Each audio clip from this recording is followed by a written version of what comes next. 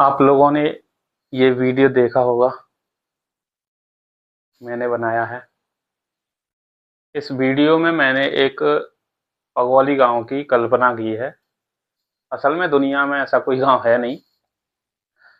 मेरा उद्देश्य है कि लोगों की जो समस्याएं हैं जिंदगी को लेके और समाज को लेके और शिक्षा और शादियां, बहुत सारी चीज़ें जो हम जिंदगी में करते हैं, उन सब चीज़ों में बहुत सारे लोग उलझे हुए हैं और उनको समझ में नहीं आ रहा है कि ये समस्या हमारे साथ हो कैसे गई है या हम इससे निकल कैसे सकते हैं।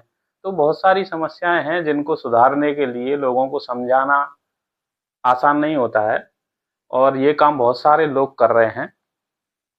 ये एक तरीका मैंने भी निकाला है, कुछ अगर लोगों को समझ आ सके तो इसके लिए ये मैंने वीडियो बनाया है।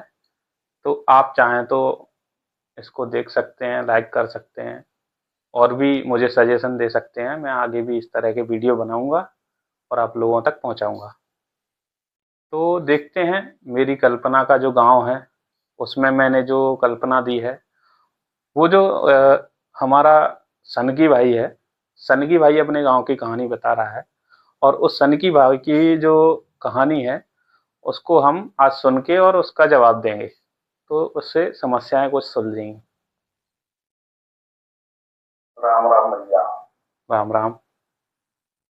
यो नाम है सनकी। ओके। और मैं पगोली को रख भैया हूँ। पगोली। पगोली गाँव हम्म।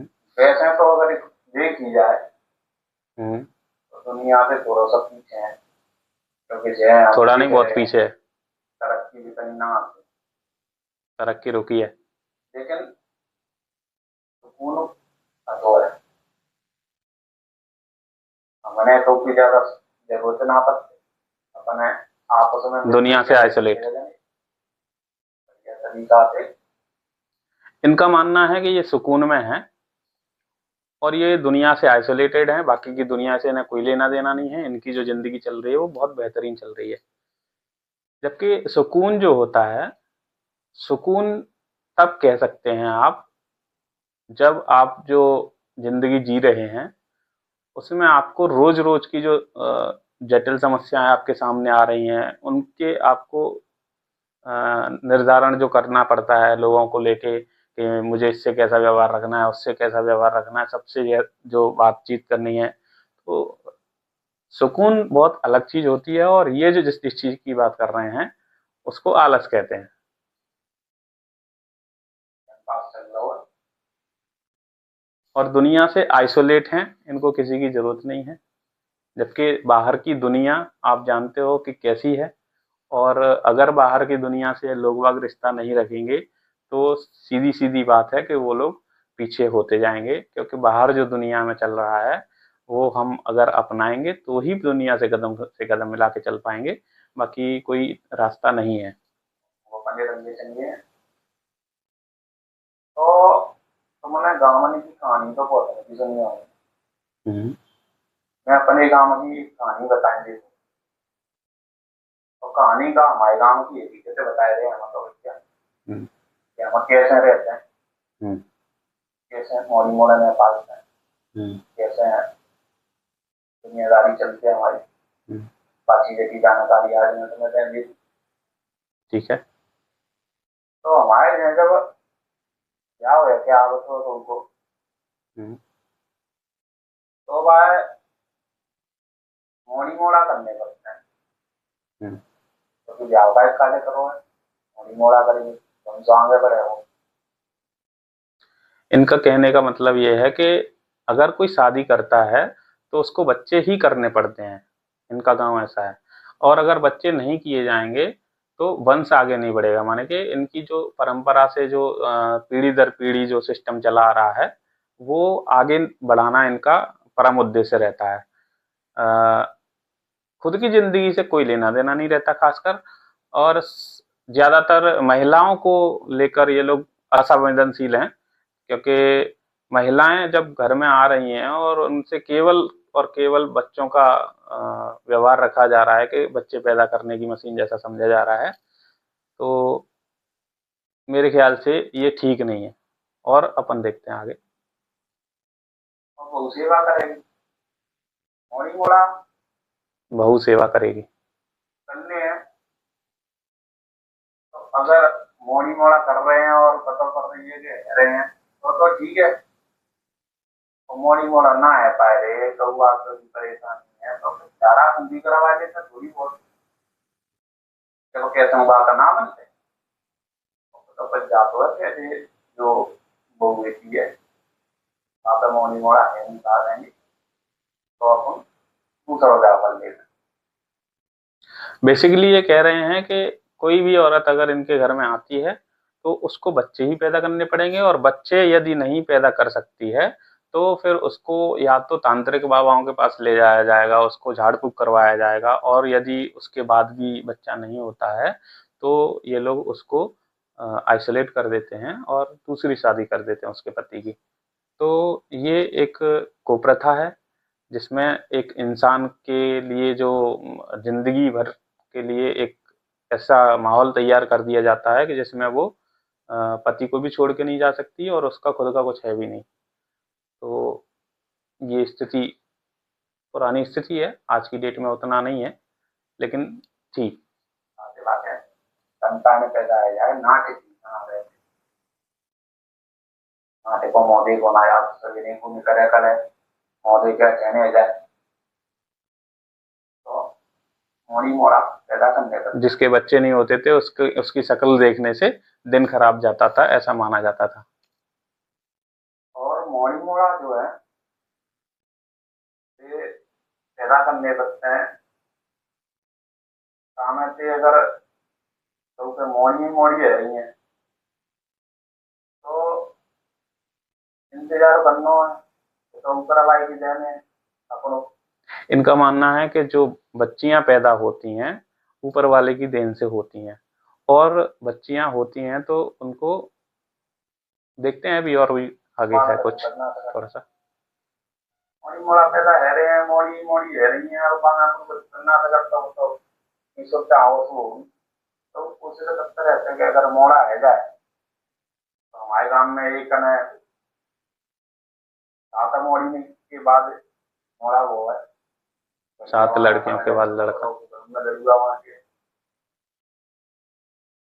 एक के कहीं तो होती मोड़ी मोड़ा वो दो दो दिन मोड़ा वो समय हो करवा के 5-6 मोड़ी है अब दो में से कभी मरे मर भी गई है और 7-6 जने ऐसे होते हैं जैसे 3-3 4-4 मोड़ी होते हैं ताकि वाले को मोड़ा है और कछु ऐसे हुआ आदमी रहते हैं जिनके बढ़िया एक मोड़ा है वो एक मोड़ी है एक मोड़ा है वो लेकिन तो अगर तो थोड़ा बड़ा परिवार छोटे। कुल मिला के इनका कहना यह है कि लड़कियां जो हैं वो लड़कियां मायने नहीं रखती हैं, इनका वंश बढ़ाने के लिए लड़का ही चाहिए, और जब लड़का होगा तभी इनका वंश आगे बढ़ पाएगा, क्योंकि लड़के से ही अगली पीढ़ी आएगी। तो वो पोता इनको चाहिए रहता है, इसलिए ये लोग जब तक लड़का नहीं हो जाता है तब तक लड़का चाहते हैं, और इसलिए जब तक प्रेगनेंसी आती रहती है और बच्चियां पैदा होती रहती हैं तो ये लोग करते रहते हैं, क्योंकि लड़के की सबसे ज़्यादा डिमांड है ना। और छोटा परिवार सही भी नहीं लगता है इन लोगों को, क्योंकि खेती बाड़ी का ज़्यादा काम है, तो खेती बाड़ी में ज़्यादा लोगों की ज़रूरत रहती है, इसलिए बड़ा परिवार चाहिए। परिवार में आपको तो मैं बताऊँ ना बच्चों के जने रह रहे हैं एक आध दो आदमी रह रहे हैं वो बच्चों पर रो मोड़ी में ज्यादा आदमी मौका नहीं होता तो मैं अच्छा लगा तो घरों भरों तो फिर भी और उबल लेते हैं तो ज्यादा मोड़ी मोड़ा होता है सवाल तो फिर इन्हें बड़ी है कि काम आ गए दिवाली को अपनों काम है तो फिर 4 यहाँ का होंगे तो 4 की मेहनती हुए जाएगी।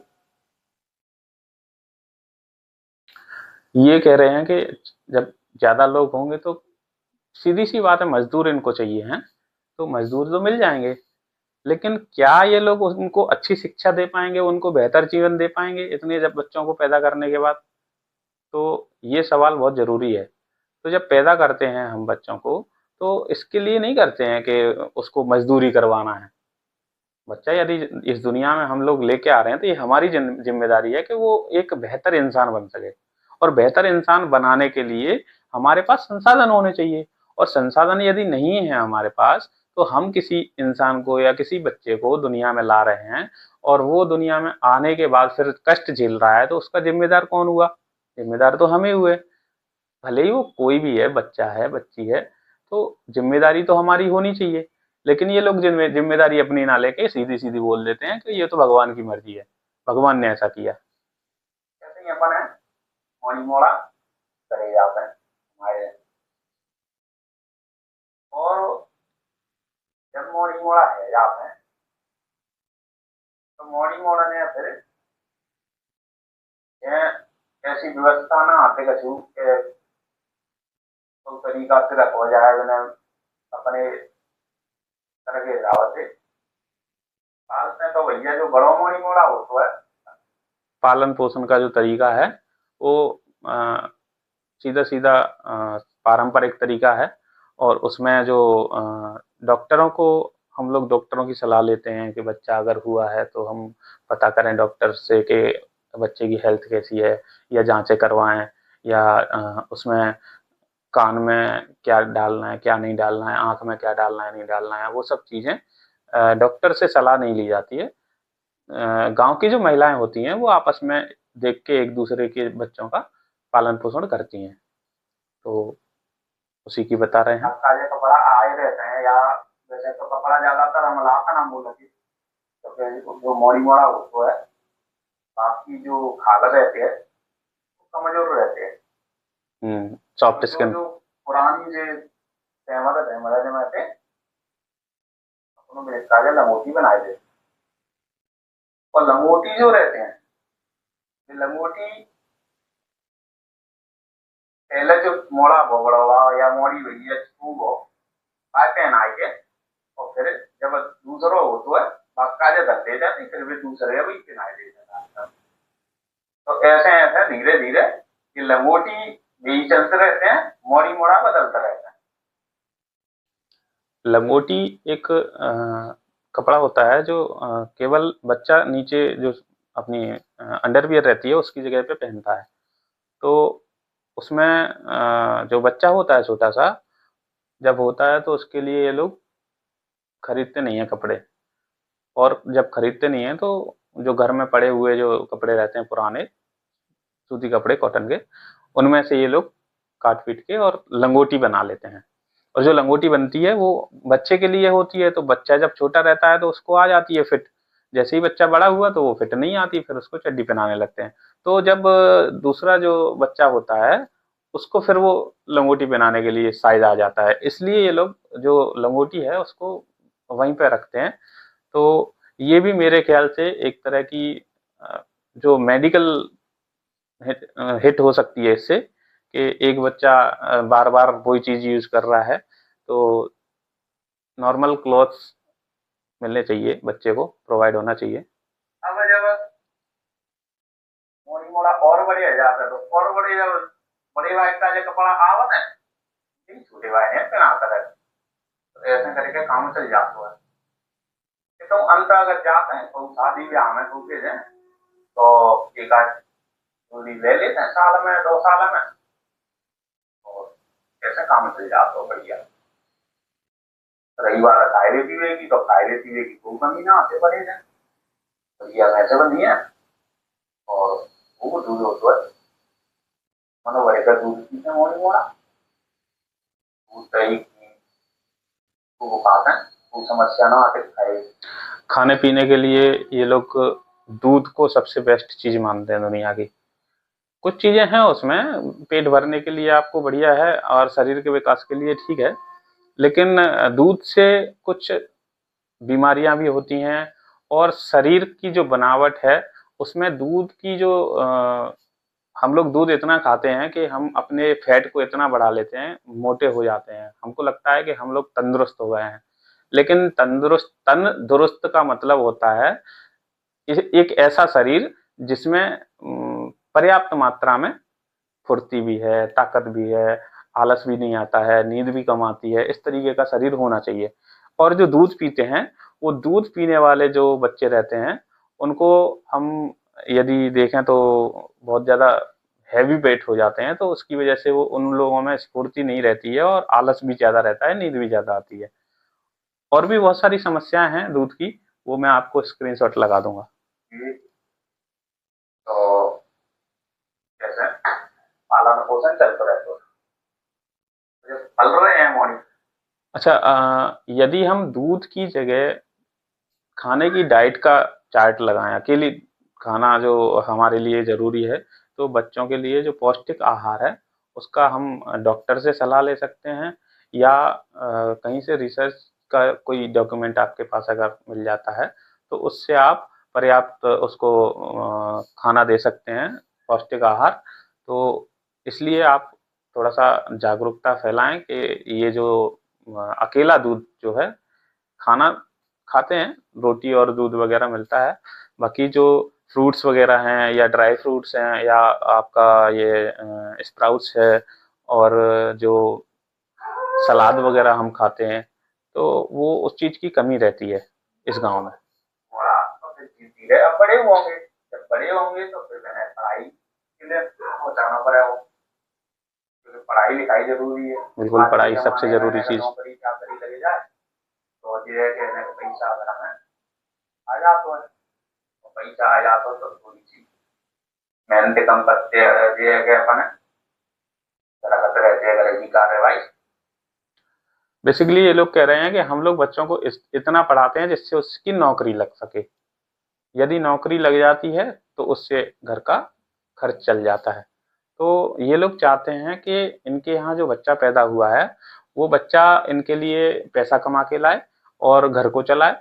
बाकी सब लोग जो भी हैं, घर में ज़्यादातर महिलाओं को अंदर रखा जाता है, तो घर में जो महिलाएं हैं उनके लिए भी खर्चा चलता रहे, जो बुजुर्ग हो जाते हैं जिनसे अब मेहनत नहीं होती है, उनके लिए भी खाना पीना मिलता रहे, कपड़े आते रहें।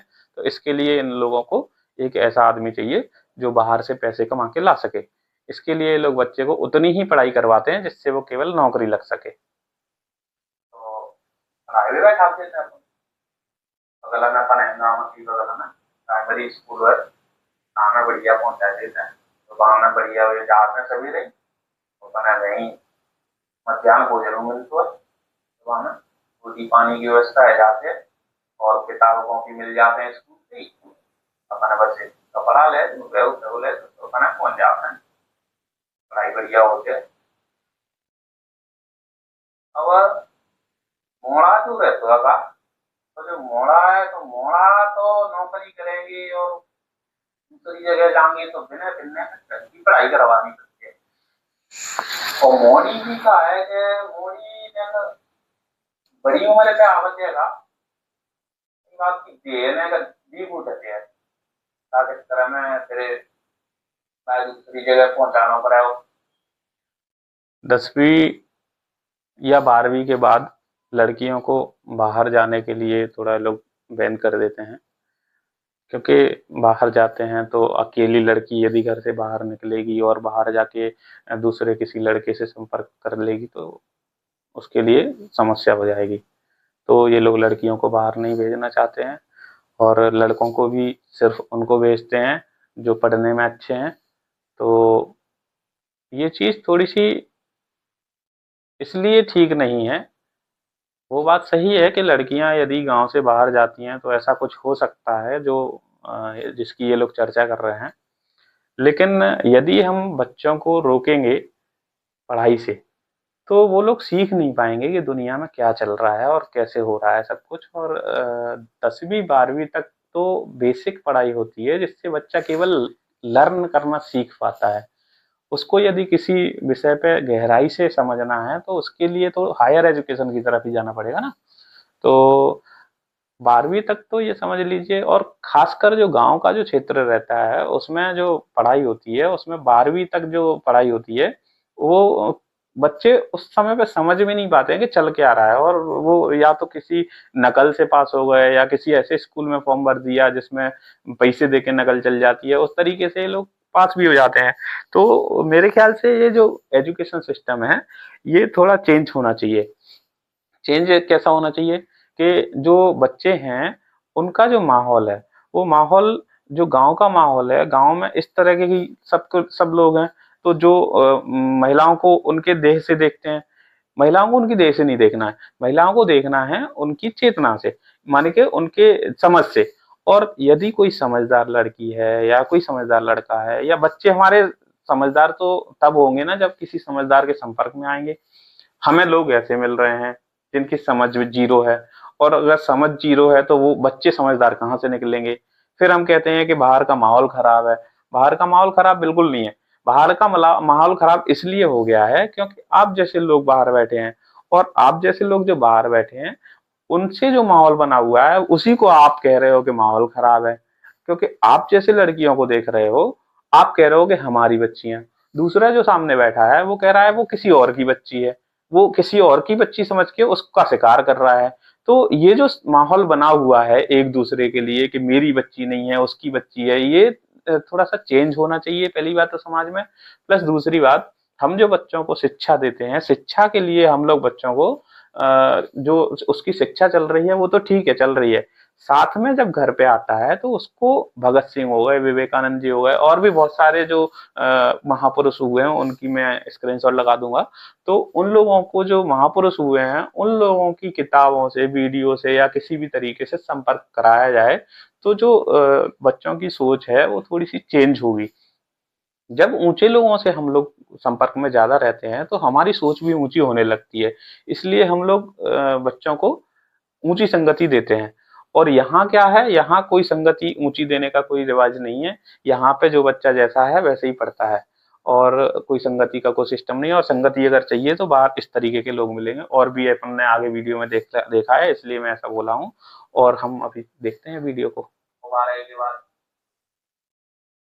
दूसरे गांव में पहुंचा है वो जना अकेली मोड़ी और हमारे बाकी ब्याह आएगा तो ऊंचे नीचे रह जाए तो जना रहे तो समाज में नाम कटते हैं, इज्जत खराब होती है। तो बहुत तो मैं देख रहे हो आजकल के कैसा तो जमानों है। तो मोड़ी ने काम के बाहर कछु जातू है, ऐसी बात बना के जाए नहीं, कछु जातू है 12 तक तो पढ़ाई ली।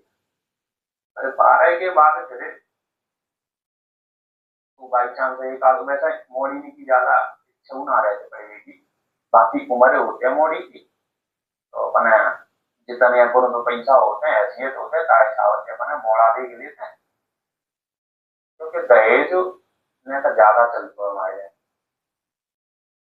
हमारे यहाँ दहेज एक और कुप्रथा, सरकारी नौकरी वाले की तो रेट बहुत आएंगे, इनकी तो हम सोच ही ना पावत।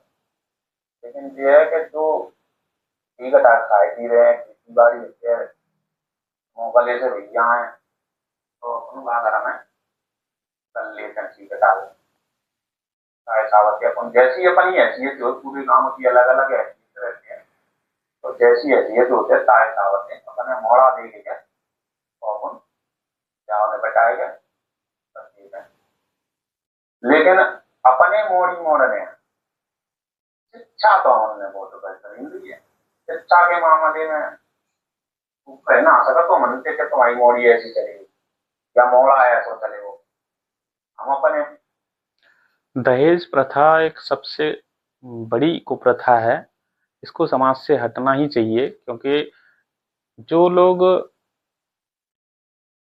अपने बच्चों को आत्मनिर्भर नहीं बना पाते हैं, खासकर अपनी बच्चियों को, वो चाहते हैं कि उनको ऐसा लड़का मिले जो उनकी बच्ची को जिंदगी पर बिठा के खिलाए। तो जब अपनी बच्ची को हम किसी के यहाँ भेजते हैं और जो आदमी कमाई कर रहा है और कमा के ला रहा है, वो फिर आपकी बच्ची को दूसरे नजरिए से देखता है, माने कि वो गुलाम के नजरिए से देखता है, और वो उसको उस तरीके से नहीं रखता है जिस तरीके से रहना चाहिए। क्या होता है, आपकी बच्ची आत्मनिर्भर नहीं है, आत्मनिर्भर नहीं है, उसके पास कोई इनकम सोर्स नहीं है, इनकम सोर्स नहीं है तो वो किसी और के लिए पैसों पे निर्भर रहेगी। जब किसी और के पैसों पर निर्भर रहेगी तो वो जो पैसे देने वाला आदमी है वो उसके साथ कैसा व्यवहार करेगा ये उसकी मर्जी है, किसी और की मर्जी उस पर नहीं चल सकती। इसलिए जो दहेज प्रथा है इसको बंद करके हम लोग बच्चियों की निर्भरता पे अगर काम करेंगे तो बच्चियां उस चीज को टैकल कर पाएंगी। यदि आप किसी लड़के से शादी कर देते हैं और बच्ची का भी इनकम सोर्स है तो उसके साथ अलग व्यवहार होगा। जिसके साथ सीधी सीधी बात है, अगर आपके पास खाने को पैसे हैं, आपके पास किसी से मांगना नहीं पड़ रहा है, तो आप समाज में भी देख लीजिए दूसरे लोगों को जो पुरुष हैं उनमें आप देखिए कि जो अपना पैसा खा पी रहा है, सब कुछ कर रहा है, वो किसी से मांग नहीं रहा है, उसके साथ लोगों का व्यवहार कैसा रहता है। और जिसके पास गरीबी है वो किसी भी काम के लिए दूसरों पर निर्भर रहता है, उसको हर चीज के लिए दूसरों के पास जाना पड़ता है, उसके प्रति जो समाज का रवैया है वो कैसा रहता है। तो जो रवैया है वो एक आदमी के लिए नहीं रहता है।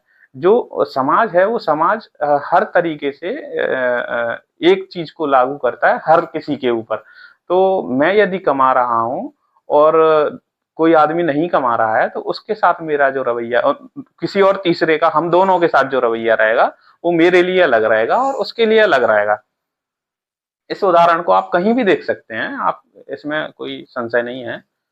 मोड़ी मोड़ ने पूरी तरह डांटे फटकारे करा तो उनको मोड़ा घर से बाहर पानी रखते हो ना कहूँ कि मोड़ी घर से बाहर पानी और बाहर अगर जा रहेंगे वो तो संग लेके जाएंगे, अकेलो नहीं लेकर आओ तुमको।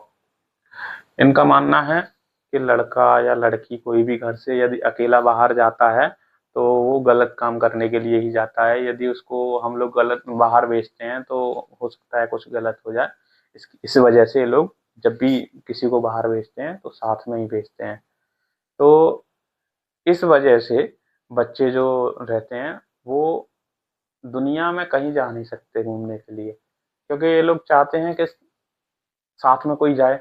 साथ में कोई जाएगा तो साथ में जो जाएगा वो इंसान दुनिया से आइसोलेट समाज में से आया है, और जो दूसरा आदमी उसको लेके जाना चाह रहा है, उसको कहीं बाहर जाना है, वो जब बाहर जाता है तो ये जो दूसरा आदमी जा रहा है वो सिर्फ ये देखेगा कि ये आदमी उन लोगों की तरह व्यवहार तो नहीं करने लग गया। माने कि जो बाहर के लोग जो हैं वो रहते हैं और वो जहाँ पे रहते हैं और उस वहाँ की जो परिवेश रहता है उस परिवेश में जो लोग रहते हैं उस तरीके से रहते हैं, तो उसकी तरह अगर व्यवहार करने लग गया तो हम लोगों की जो पारंपरिक जो रीति रिवाज है उस पर प्रभाव पड़ेगा। इसलिए बाहर जाने नहीं देते हैं। और देखते हैं दूसरी बात जो खेल कूद होते हैं, ये खेल कूद आजकल बहुत बेकार रह गए हैं। पटोना कौन से ने कल अपन है वापे बैठ से एक के वहां पे है तो बाकी यहाँ के गना क्या बना कईयों तरह के एक्सीडेंट होता रहता है। खेल कूदने में हाथ पांव टूट जाते हैं, नौकरी में ना लगा तो वजह से सीधी सीधी बात है, खेल कूद अगर कराएंगे तो चोट लग सकती है, बिल्कुल लग सकती है। लेकिन ऐसा गांव जहां खेल कूद की कोई व्यवस्था नहीं है, बच्चे अपने मन से खेलने के लिए जाते हैं और अपने हिसाब से खेल रहे हैं, उनको रूल रेगुलेशन भी नहीं पता है, सेफ्टी भी नहीं पता है, और वहाँ का जो ग्राउंड भी नहीं है, वहाँ पे वो लोग खेतों में खेलते हैं, तो इसलिए चोट लगने के चांस ज़्यादा बढ़ जाते हैं। और जब ज़्यादा चांस बढ़ जाते हैं तो चोटें भी लगती हैं। तो उनको कोई सिखाने वाला कोच नहीं है, कोई प्रॉपर गाइडलाइंस नहीं है ना, तो इसलिए उन लोगों को ज़्यादा चोटें आती हैं। और जब ये कह रहे हैं कि जब उसको चोट लग जाएगी तो उसकी वजह से वो लोग नौकरी नहीं लग पाएगी, तो इनका कहना बेसिकली ये है कि जो गांव की जो वो है तैयारी वो केवल आर्मी के लिए होती है। आर्मी की तैयारी में केवल 10वीं 12वीं करते हैं और 10वीं 12वीं करके और रनिंग करते हैं और आर्मी की नौकरी लग जाती है। वो नौकरी बहुत अच्छी नौकरी है आर्मी के लिए, मैं बहुत सम्मान करता हूँ आर्मी का, क्योंकि हमारे देश में यदि आर्मी ना हो तो हम लोग एक रात भी नहीं चैन से सो पाएंगे, दूसरे देश हम पे आक्रमण कर देंगे और हम लोग कुछ भी नहीं कर पाएंगे, बहुत सारी चीज़ें जो तहस नहस हो जाएंगी। आर्मी के लिए कभी भी असम्मान नहीं करना चाहिए किसी को भी। तो बहुत अच्छी बात है कि आर्मी में जाते हैं, गांव के ही लोग जाते हैं, ये बहुत अच्छी बात है। लेकिन जो नौकरी वाली बात है कि हमें सिर्फ नौकरी आर्मी में ही करना है, तो आर्मी के अलावा भी बहुत सारी नौकरियां हैं जिनमें हम लोग तैयारी करते हैं। और नौकरी क्यों करना है, आप अपना कुछ काम कर सकते हो, स्टार्टअप। गांव में भी बहुत सारे काम होते हैं। तो ये एक बड़ी दुविधा है गांव की, कि गांव के लोग नौकरी पे ज़्यादा फोकस करते हैं। दूसरी बात, खेलकूद। खेलकूद जब गांव में कोई है नहीं, ग्राउंड नहीं है, किट नहीं है, सुविधा नहीं है, तो और कोच नहीं है, तो जब खेलकूद का कुछ माहौल ही नहीं है, तो इस गांव का आदमी खेलकूद का महत्व ही नहीं जानता है। ओलंपिक तो छोड़ दो, ये जिला लेवल और स्टेट लेवल या इंडिया लेवल का कोई गेम खेलना अगर इनको पड़ जाए तो उसमें हालत खराब हो जाती है। तो इसलिए यहाँ थोड़ी सी जागरूकता की जरूरत है। लोगों को गेम खेलना चाहिए, और गेम खेलने के लिए आप प्रॉपर ग्राउंड दीजिए, प्रॉपर कोच दीजिए, प्रॉपर किट दीजिए, आपको देना पड़ेगा। उसके लिए हम लोग क्या कर सकते हैं, जो हमारा गांव रहता है उसमें गांव में जो सरपंच रहता है, वो सरपंच और गांव मिलके सब लोग पंचायत बिठा के और एक ग्राउंड की व्यवस्था कर सकते हैं, और सारी चीजें की जा सकती हैं। तो खेलकूद को बढ़िया इस्तेमाल किया जा सकता है। खेल कूदन से तो दूर रहा लोग मॉर्निंग मॉडल है अपने क्लास में जाकर पढ़ाई को लाड़ो, पढ़ाई लिखाई करवाओ, और पढ़ाई लिखाई के बाद केम बचत हुआ है तो फिर घंटे बाहर मुँह बचत है, तो हम कहने में जाते हैं काम करेंगे, तो अपने मॉर्निंग मॉडल में बोले जाते हैं, तो फिर वो अपने सुबह वो तो हाथों बचावत है, तो वो काम उसी के जाते हैं, और संगम में मेहनतू है जाते करेंगे, तो दो काम है जाते हैं बढ़िया अपने। इन लोग का मानना है कि जो बच्चे हैं वो बच्चे पढ़ाई करते हैं, पढ़ाई करके जब पढ़ाई पूरी हो जाती है तो इनके पास बहुत सारा टाइम बचता है, क्योंकि गांव में जो बच्चे पढ़ते हैं उनके पास होमवर्क भी उतना ज़्यादा नहीं रहता है, बहुत थोड़ा सा होमवर्क रहता है, और गांव में आके वापस अपना होमवर्क कंप्लीट कर लिया। अब जो टाइम बचा उसमें ये लोग घरेलू काम करवाते हैं, और घरेलू काम करवाने के बाद फिर ये लोग खेतों में लेके जाते हैं, तो खेतों में जो मजदूर का काम रहता है वो करवाते हैं। मजदूर का काम जब बच्चों से करवाते हैं तो बच्चे क्या होता है, एक तो उनकी जो एनर्जी है वो एनर्जी खेत के काम में निकल जाती है, तो पढ़ाई में उतना फोकस नहीं हो पाता है। दूसरी बात, यदि आपके बच्चों के पास टाइम है तो आप उन बच्चों को ये जो पढ़ाई है, पढ़ाई के अलावा आप पहली बात तो खेल कूद करवा सकते हो। खेल कूद करवाने के अलावा फिर आप स्किल्स दिखा सकते हो उनको, जो अपनी कई तरह की चीजें होती हैं। जरूरी नहीं है एक आदमी एक ही तरीके से जिए और 100 आदमी भी एक ही तरीके से जिए।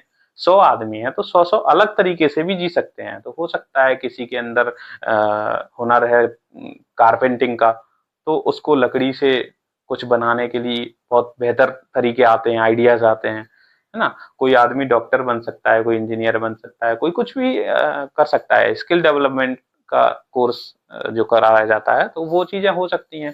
दूसरी बात, जैसे मैंने बताया था कि जो हमारे समाज में जो पहले जो हो चुके हैं ऊंचे लोग, उनकी संगति देना है तो उनके वीडियो वगैरह दिखा सकते हैं, या किसी भी तरह से संपर्क में ला सकते हैं। तो इन सब चीजों से, जैसे मजदूरी के लिए आपने एक मजदूर लगाने के पैसे तो बचा लिए, लेकिन एक जिंदगी भी खराब कर दी। इसलिए खेत में नहीं लेके जाना है बच्चों को। बारिश सीख लेते हैं, पढ़ाई है रही है, पढ़ाई है गई, 10-12 कर लो, तो ये अपने बढ़िया दौड़ दो, आर्मी की भर्ती देखो, तू होशियार मोड़ा हो तो पुलिस पुलिस की देख ले, गोरा की देख ले, तो नौकरी ले के लगे जाते हैं, तो होशियार मोड़ा हो तो नौकरी लगे जाते हैं। और तो को मन ही ना लगे रहो तो वहां में का तू आए हो गए तो नहीं लगाए थे वो। इनका मानना है कि जो बच्चे हैं वो अपनी मर्जी से पढ़ें, अपनी मर्जी से नौकरी लगा लें, हम कुछ नहीं करेंगे। जबकि होना ये चाहिए कि हमारा बच्चों पे पूरा फोकस होना चाहिए। बच्चा हमारा क्या कर रहा है, क्या नहीं कर रहा है, हम उसको डांट फटकार के नहीं रख सकते, लेकिन उस पर नजर तो रख सकते हैं। और यदि वो इधर उधर जाना चाह रहा है तो हम उसको भेज सकते हैं। ऐसी बात नहीं है कि हमें कहीं भेजने में पाबंदी करनी चाहिए। कोई बच्चा यदि कहीं जाना है, जैसे किसी को बच्चे को कोई आयोजन हो रहा है और आयोजन में सिखाया जा रहा है कुछ दुनियादारी के बारे में, तो उसको उसमें भेजना चाहिए। या कोई खेलकूद हो रहा है तो खेलकूद में भेजना चाहिए। या कुछ ऐसा इवेंट है जो बच्चे के जीवन को बेहतर बनाता है। मैं उस इवेंट की बात नहीं कर रहा जो गांव में वो जो ये लोग करते हैं, खाना पीना बनाना खाना, सब लोगों को बुला बुला के हजारों लोगों को बुला लिया है, उसमें काम कर रहे हैं। उसमें नहीं भेजना चाहिए बच्चों को, उसमें भी मजदूरी है एक तरह की, और वो माहौल भी बेकार चीज है। इसलिए बच्चों को नहीं भेजना चाहिए। आप बड़े हो गए हो, आप जाओ, आपका समाज है, आप अपने समाज में बैठिए, लेकिन बच्चों को अभी फिलहाल इन चीजों से दूर रखिए। जब बच्चा समझदार हो जाएगा और जब बच्चा बड़ा हो जाएगा तो वो अपने हिसाब से अपनी जिंदगी जी लेगा, और उसको यदि लगेगा कि आपके समाज के हिसाब से चलना है तो वो चलेगा। और अगर उसको नहीं लग रहा है आपके समाज के हिसाब से नहीं चलना है, तो ये सोचिए कि वो आदमी ऊंचे लोगों की संगति करके और एक बेहतर व्यक्ति बना है। हमारी जो सोच है वो सोच बहुत अभी नीचे है। इसलिए उस आदमी का सम्मान होना चाहिए, और वो आदमी मुझे लगता है कि देश को सुधारने की ताकत रहती है जो समझदार लोग रहते हैं। तो देखते हैं। और तो अब जो मॉर्निंग मॉडर्न की जो नौकरी की बात है, नौकरी तो है, जैसा मतलब है नहीं लगती है, ऐसा तो कुछ मेरे जुगाड़ से वो कर लेते हैं, क्या क्या रुपया है तब तबिया दिखाने से बात कर लेते हैं। लेकिन अपन ऐसा ना कर सकते, अपन तो ईमानदारी से खाए हुए हैं, चार पैसा मिल जाए ये बहुत है। अपन ना ज्यादा चाहिए हमको, तो अपना तो अपन मोड़ी मोड़ा तो हम अपनी ईमानदारी से लगा रहे हैं। अब जो मोड़ी मोड़ा है, इनकी नौकरी अगर लगे जाते हैं तो इज्जत बन जाते हैं। और इज्जत कैसे बन जाते हैं कि भाई बिहार में अच्छे रुपया मिल जाए। अच्छे रुपया मिले हुए को मतलब ये है कि कऊ आदमी है, अगर ज्यादा रुपया मिल रहे हैं तो समाज में चार आदमी के बीच में बाकी ज्यादा इज्जत रहेगी। क्यों रहेगी इज्जत? क्योंकि ज्यादा रुपया अगर मिल रहे हैं तो वो आदमी थोड़ा सा दिमाग में जाओ कि आर्थिक रूप से मजबूत आदमी है, जाके जहाँ तू मोड़ी आ गई ये भूखी नहीं रहेगी। बेसिक फंडा है। कोई अगर नौकरी लगा लेता है अपनी, उसके पास पैसा आने लगेगा, उसके पास जो लड़की शादी होके आएगी वो खाना पीना उसका सही से चलता रहेगा। तो इसलिए दहेज चलता है, और दहेज ज़्यादा मिलेगा तो ज़्यादा सम्मान मिलेगा। तो जो समाज का सिस्टम है, इज्जत वाला सिस्टम, वो दहेज की रेट का रहता है। तो ये एक कुप्रथा है, इसको बंद होना चाहिए समाज में। यदि आपको सम्मान चाहिए तो आप सम्मानजनक बनो ना। किसी दूसरे के सम्मान पे सम्मान थोड़ी मिलता है। किसी बच्चे ने यदि नौकरी पा ली है और किसी बच्चे को यदि शादी करनी है, तो वो, यदि आपने समझदार बनाया है, ये हम शादी के टॉपिक पर बात करेंगे तो वो अलग चीज है। अभी पहले दहेज पे बात कर लेते हैं कि यदि बच्चे को नौकरी मिली है तो इसका मतलब ये नहीं है कि आपके सम्मान के लिए मिली है। आपका सम्मान आपके हिसाब से रहना चाहिए। आपने समाज में क्या किया है क्या नहीं किया है, आपको सम्मान उस हिसाब से मिलना चाहिए। आपने समाज में अगर कुछ नहीं किया है तो आपको कोई सम्मान नहीं मिलना चाहिए। ठीक है। तो आप जैसे मान मैं अगर ठीक है कागज इज्जत देखो, और जो नौकरी से ना लगी पावत मोड़ी, ये अपने खेती बाड़ी को तो काम सीखेंगे, संग संग में पढ़ाई भी सीख लो तो बनना, तो अपने खेती बाड़ी कर लेते हैं। खेती बाड़ी करके अपने बाल कछु दसे कमा ले, कछु भैंसे बांध लेते हैं तो भैंसे से अपने कमा ले, वो दुकान बुकान खोल ले तो है, या तो कछु गाड़ी गाड़ी खरीद ले तो बातें अपने कमा ला होता है। ऐसे करके अगर ऐसा इनका मानना है कि जो आदमी आत्मनिर्भर है, किसी भी तरीके से वो कुछ थोड़ा-मोड़ा करके अपना जीवन यापन कर रहा है, तो वो इंसान जो है, वो जो नौकरी कर रहा था उसके कंपैरिज़न में थोड़ा लो लेवल का है। इसलिए उसकी शादी में दहेज कम मिलेगा। जबकि होना ये चाहिए कि जो नौकरी कर रहा है, वो अपना अलग कमा रहा है, उसको सरकार दे रही है या किसी प्राइवेट कंपनी में काम कर रहा है तो उसको पैसे मिल रहे हैं, तो इसलिए वो पैसा कमा रहा है, वो उसकी जीवन यापन के लिए है, किसी और को तो देने नहीं वाला। जो ये कमा रहा है, इसका भी अपना जीवन यापन है, तो इसका भी सम्मान उतना ही होना चाहिए जितना उसका हो रहा है। तो क्योंकि इंसान और इंसान बराबर होने चाहिए। हम लोग क्या करते हैं, पैसे के चक्कर में उसका सम्मान कम कर देते हैं, तो ये नहीं होना चाहिए। ना करना, तो कछु आदमी ऐसे होते हैं कि प्राइवेट नौकरी जाया करते हैं दूसरे भी, तो प्राइवेट नौकरी में क्यों चल जाते काम, ऐसी बात ना के ये था अपने चल जाओ प्राइवेट ही मिला का पैसा आवत रहे। तो जो ब्याह है वो पैसा है कि हिसाब है, वो तो है दहेज के हिसाब से, तो पैसे सम्मानों के हैं मोदी है अपन अच्छी तरह समझ आते हैं कि बेटा दूसरे के घर जाना है तो दूसरे के दिक्कत है ना का मसला है दियो में हमारे तो पाले पोसे के पढ़ाई लिखाई अच्छी तरह से तैयार कर दो कि पूरी ये करे करते अब तो हम कन्यादान करें रह रहे हैं और साधना पे कन्यादान कर दो साधना पे तू सासुर की है अब बाग रहा मैंने बैठी सास ससुर की सेवा करियो आदमी की वे करे करियो पति परमेश्वर मानो जातो है और चार आदमी रहते हैं घर में चार तरह की सूत्र रहते हैं चार बासन होता है तो करते हुए तो आपस में लड़ा देवी मत करियो भी बेटागा बने रहियो तो बच्चों कह रहे हैं गाल तो सुन ले थोड़ी बहुत ये वासन से कहा है तो वो घरों में पूरी अपना अच्छे से चलिए इनके तो यमडोली में पहुंचा गए लेकिन बात का अर्थ ही नहीं आई हो ना करनी बैठनी चाहिए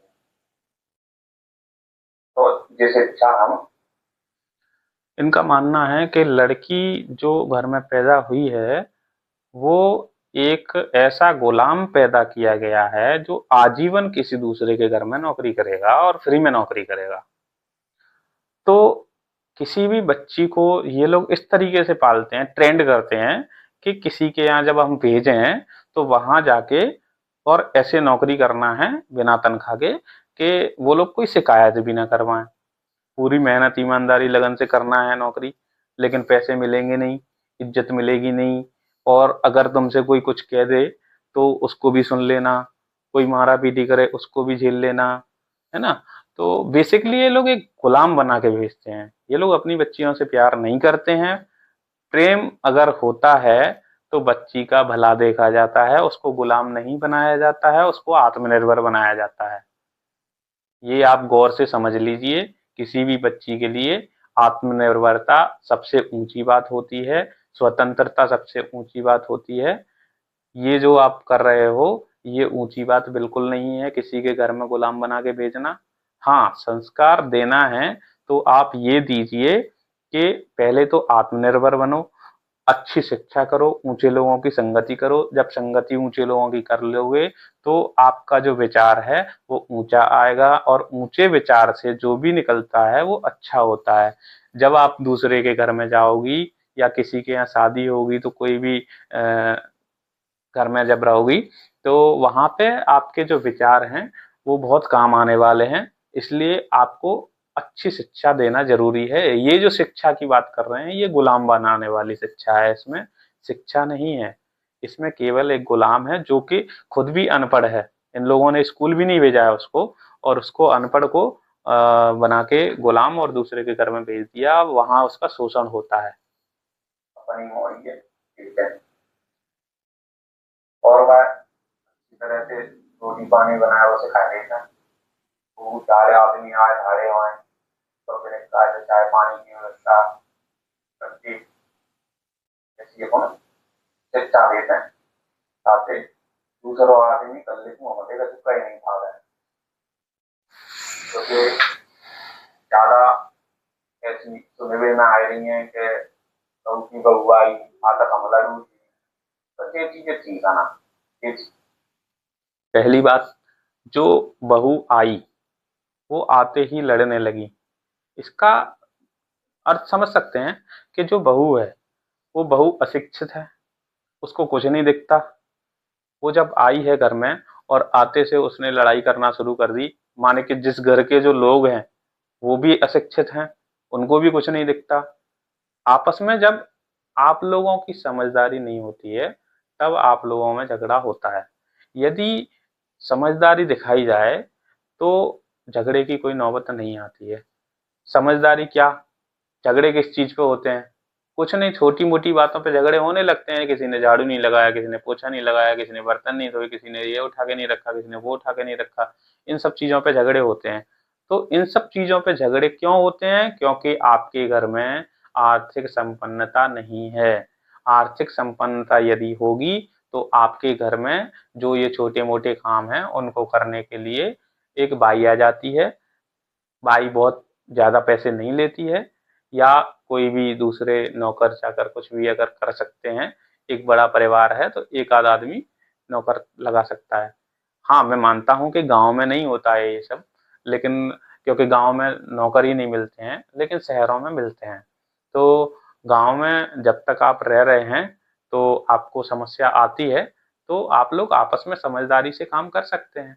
और यदि कोई महिला ऐसी है जिससे काम नहीं किया जा रहा तो उसको आप समझाओ, और ऊंची ऊंची जो बातें हैं उसको उस तक आने दो, क्योंकि वो पढ़ लिख कर तो आई नहीं है।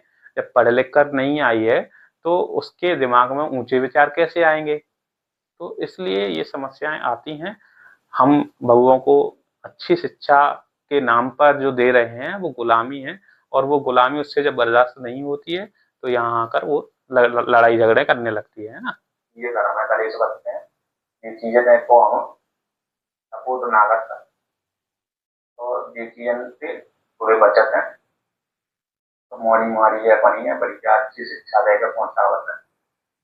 और मोड़ा हमारे घर के मोड़े हुए करे ना रहता, हमारे घर के मोड़े बस ये है कि खेती बाड़ी को काम है, तो चार मोड़े मिले के जब काम करते हैं तो आप उस समय बातचीत करते हैं और काम करते हैं, तो एक दूसरे पे से जब हम पुड़िया सिगरेट बीड़ी ले ली तो वक्त क्या है, बड़े बूढ़े ने के सामने ना करता है, तो वक्त क्या है, तो वक्त क्या बना बीड़ी पुड़िया सिगरेट जो कछु बिना करना हो तो उसको कर लेता है।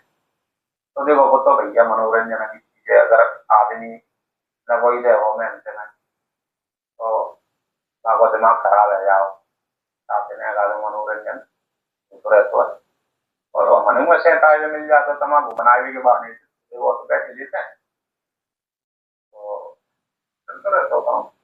बच्चे के कबम कबार मोड़ा थोड़ा ज्यादा जब नशा में पच जाता तो वो खूब चिलम पी जाए, खूब परुआ पी जाए, ऐसा रह जाता है। लेकिन ऐसे केस बहुत कम होते हैं, तो ठीक है। देख रहे हैं दुष्परिणाम बच्चों को खेत में ले जाने का। आप यदि बच्चों को ऊंची संगति देते तो वो ऊंचे काम करता, उसको ऊंचे विचार आते, वो दुनिया के लिए कुछ सोचता, कुछ अच्छा करता। लेकिन आप जब उसको खेत में ले गए तो आप जिस तरह के लोग वो उसमें खेत में काम कर रहे हैं उस तरह के लोगों के संपर्क में ले गए। जब उस तरह के लोग के संपर्क में गया तो दारू, गुटखा, सिगरेट सब चीजें सीख गया है। तो ये कैसे कह सकते हैं कि वो बच्चा अपनी मर्जी से बिगड़ गया है? लोग बाग कहते हैं कि बच्चा बिगड़ गया और वो ये सब कर रहा है। तो देख रहे हैं वो कैसे बिगड़ रहा है। वो इसलिए बिगड़ रहा है क्योंकि उसको ऐसी संगति आप दे रहे हो। यदि आप उसको ऐसी संगति ना देके उसको ऊंची संगति दोगे और ऊंचे लोगों में रखोगे तो वो नहीं बिगड़ेगा ना। तो ये चीज थोड़ा सा लोगों को समझना चाहिए कि हम बच्चों को क्या परवरिश दे रहे हैं, कैसी संगति दे रहे हैं। तो ये बहुत मायने रखती है। मोड़ी मोड़ा है दोनों तो सब सही है, चाणा को चुना कर सका तो मतलब मोड़ी मोड़ा की समझदारी अपनी को लगी रहती है। अब सेहत ही बड़ी एक ही चीज की समस्या है हमारे गाँव में। सिर्फ फोन बोलते चले हुए हैं, फोन नहीं हो तो जो मान लो कि हमारे वहां करो क्या फोन ने ऐसे मोड़ी मोड़ी बिगा रहे हैं कि परे तरीके तो एक दूसरे की बात कर लेते हैं और बात करके अपने जो मिला जुली होते कर लेते हैं। कईयों फिर तो मोड़ी मोड़ा है गिनो बचे आ जाते हैं। तो क्या फोन ने यार दुनिया बिगाड़ी। अब बचे फोन जो है फोन मोड़ी ने तो बिल्कुल मिल नहीं।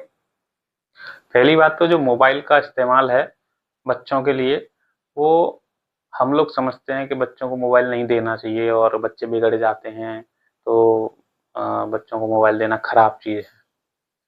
क्या होता है, हम लोग बच्चों को जब मोबाइल देते हैं तो उसकी ये नहीं देखते कि वो देख क्या रहा है उसमें, या मोबाइल को दे देते हैं हम लोग इस तरीके से कि जैसे हम लोग चला रहे होते हैं वैसा का वैसा बच्चे को पकड़ा दिया, जिस चीज़ की हमको जानकारी नहीं होती है। सीधी-सीधी बात है, उस चीज़ की जानकारी जब बच्चे को भी नहीं है, हमको भी नहीं है, तो उसका दुष्परिणाम आएगा सामने। बच्चे जब फ़ोन इस्तेमाल करते हैं तो उनको क्या है, एक बच्चा जब पैदा हुआ होता है तो वो पशु पैदा हुआ होता है।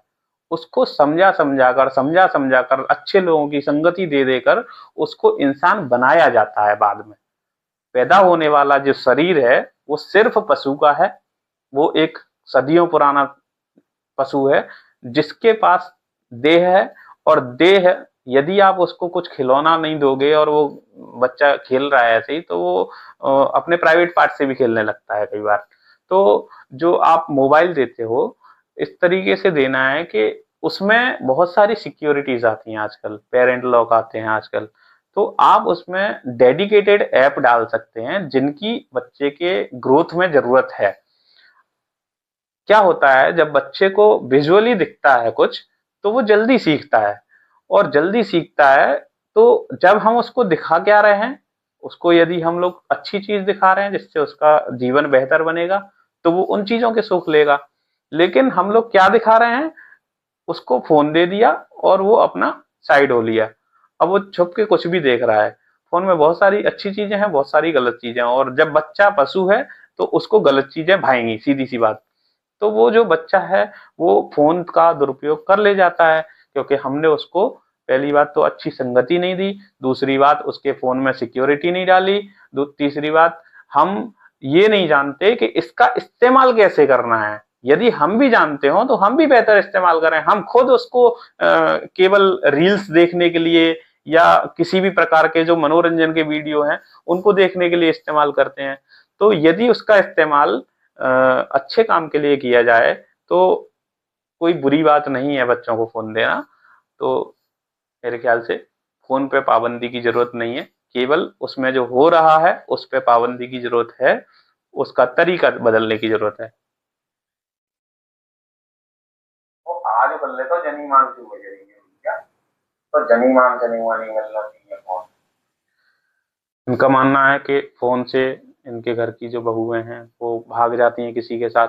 लेकिन मैं बता दूँ आपकी जानकारी के लिए कि आज की डेट में यदि आपके घर में एक आत्मनिर्भर बहू है और उसको दुनियादारी समझ में आती है और उसके पास अच्छा फ़ोन है, उसके फ़ोन में मोबाइल बैंकिंग है, तो अ, मुसीबत के टाइम में किसी भी डॉक्टर का अपॉइंटमेंट लेना, या कोई कहीं जाना है तो रेल टिकट करना, या घर पे कोई नहीं है और किसी चीज़ का ओटीपी आ गया तो कोई बताने वाला भी नहीं है ना? तो फ़ोन बहुत ज़रूरी चीज़ है, आवश्यक है, लेकिन ये देखना है कि फ़ोन में हम लोग इस्तेमाल क्या कर रहे हैं, है ना? तो यदि आप समझदार बच्चे और बहुएँ और बेटे रखेंगे घर में और उनको संगतियाँ अच्छी देंगे और अच्छा एटमॉस्फेयर रहेगा, माहौल अच्छा रहेगा, तो इस्तेमाल भी अपने आप से अच्छे होंगे।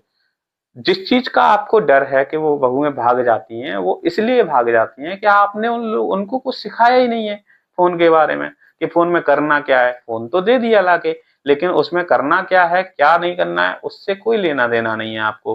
तो ये जो भागा दौड़ी है, बच्चों के लिए भी जो भगा के ले जा रहे हैं, उनको भी तो आप देखो वो कर क्या रहे हैं फोन में दिन भर।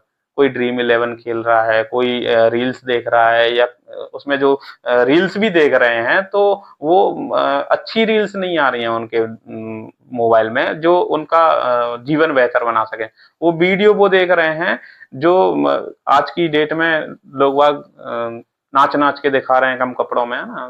तो इस तरीके की वीडियो देखते हैं। आते फोन से दूर रहेंगी तो मैं कछु इज्जतें बची रहेगी हमारी। फोन फोन दे दो तो नरक में जाना इन नाइट।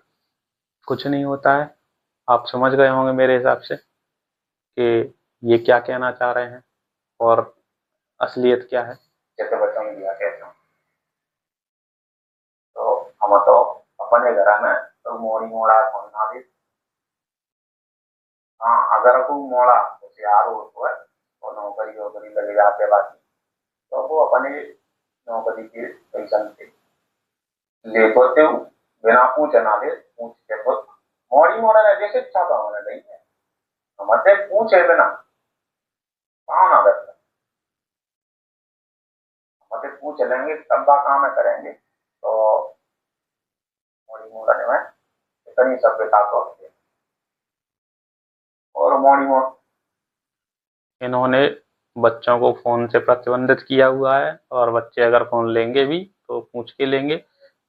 तो जब वो लेंगे फोन और पूछ के लेंगे, और इनको भी नहीं पता है कि उसमें करना क्या है, और उनको भी नहीं पता है करना क्या है। पढ़ाई लिखाई नौकरी वाली करी है ना, ऊंचे लोगों की संगति तो नहीं करी है।